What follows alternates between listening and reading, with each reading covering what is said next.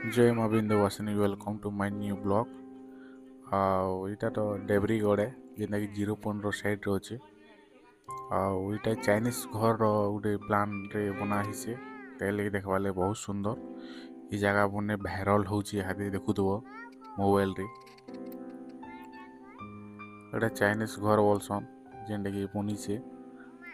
ई पटरे तार गेट अछि। एटा डेब्रीगढ़ भीतर के जब जेनटा कि सफारी रे गाड़ी मन लगी बुझे ये गाड़ी रे ताको स्टाम्प मन जी लेडीज मन जेन फोटो फुटा हो से मैंने जी आओ चलो देखा वीडियो।